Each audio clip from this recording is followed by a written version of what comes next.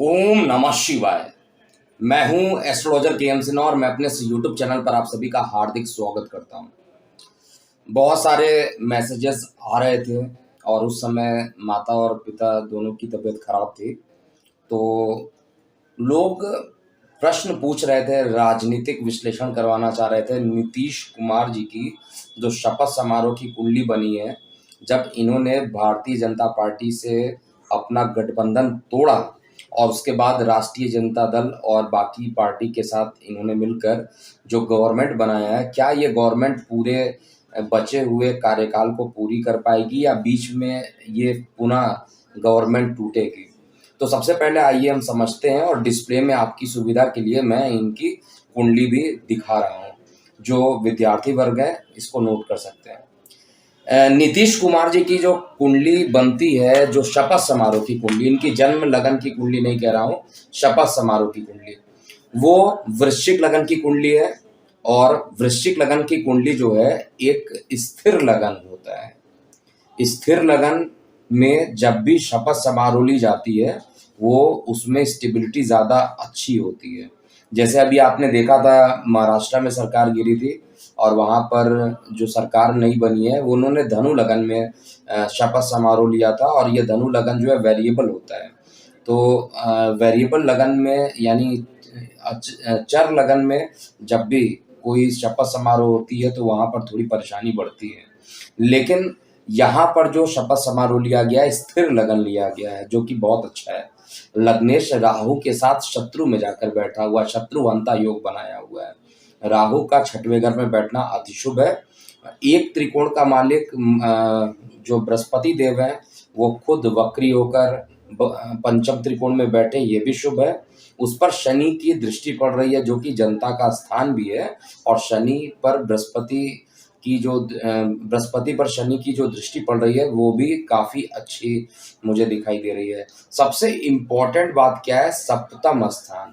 सप्तम स्थान जो होता है एक पार्टनरशिप का होता है, क्योंकि इनकी जो सरकार अभी बनी है नीतीश कुमार जी की, वो इनकी अपनी सरकार नहीं है। इनको किसी ने समर्थन दिया है, गठजोड़ हुआ है, महागठबंधन हुआ है। अपने दम पर इन्होंने सरकार नहीं बनाई है। पहले भी नहीं बनाई थी, लेकिन उस समय भी भविष्यवाणी की गई थी कि पर्टिकुलर डेट के आसपास ये सरकार गिरेगी और ये सरकार पुराने वीडियो में मैंने बताया था, तो उस समय सरकार गिर भी गई थी। तो यहाँ पर क्या आने वाले समय में क्या-क्या बेस्ट दिखाई दे रहा है? देखिए, लग्नेश की भूमिका बहुत अच्छी है। लग्नेश हालाँकि 29 डिग्री का है, लेकिन राहु के साथ छठवें भाव में है और मंगल एक क्रूर ग्रह है, छठवें भाव में हो, स्वराशि हो, तो काफ़ी अच्छे परिणाम यहाँ पर दे देता है। लेकिन लग्नेश का छठवें घर में बैठना किसी न किसी प्रकार से लीगल एक्शन इनके खिलाफ हो सकता है, चाहे वो ईडी का एक्शन हो, चाहे कोई भी एक्शन हो, ऐसा लग्नेश यहाँ पर दिखाई दे रहा है। लेकिन जो पार्टनर है वो पीछे नहीं हटने वाले हैं।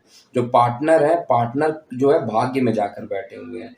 जो भाग्य का स्थान है वहाँ पर शुक्र बैठा है, सप्तमेश शुक्र जो है, जो सप्तम का कारक भी है और भाग्य में जाकर बैठा हुआ है।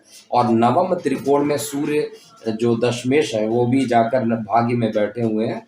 ये सारी चीज़ें इंडिकेशन बहुत ही बढ़िया लग रहा है चार्ट। और यहाँ पर एक चीज़ तो मैं ये कह सकता हूँ कि ये सरकार जो रहेगी वो अपना बचा हुआ जो कार्यकाल है वो पूरा कर लेगी।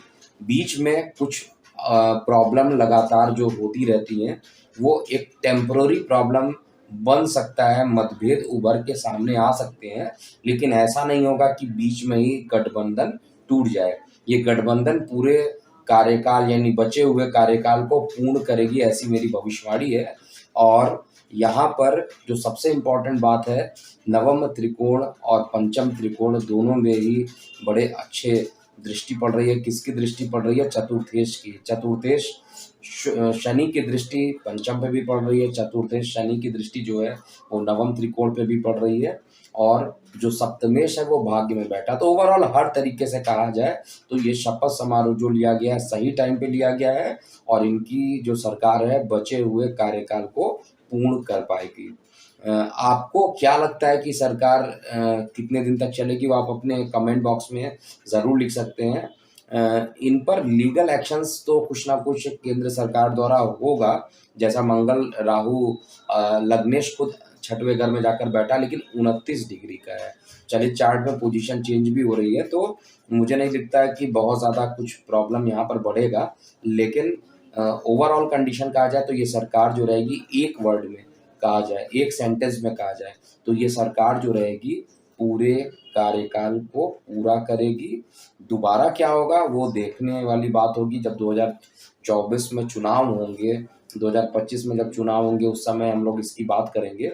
लेकिन अभी ये चीज़ तो कन्फर्म है कि ये बचे हुए कार्यकाल को पूरा आसानी से करेंगे, और इसमें सबसे बड़ा जो सहयोग है, गठबंधन है, वो टूटेगा नहीं। तो ये था विश्लेषण शपथ समारोह की जो कुंडली है। यहाँ पर मैं डिस्क्लेमर ज़रूर दे दूँ कि नीतीश कुमार जी की अपनी कुंडली में किसी तरह सरकार चल रही है, लेकिन यहाँ पर 2024 में प्रधानमंत्री उम्मीदवार के रूप में विपक्ष की तरफ से ये उठेंगे, ऐसा अभी गणना करना शेष बचा हुआ है।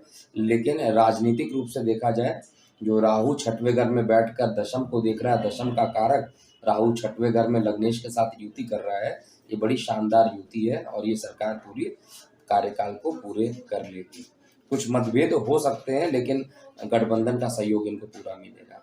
तो ये था पूरा विश्लेषण। आप अपनी प्रतिक्रियाएं कमेंट बॉक्स में ज़रूर लिखिएगा। अभी के लिए इतना ही। मैं हूँ एस्ट्रोलॉजर के एम सिन्हा। ओम नमः शिवाय।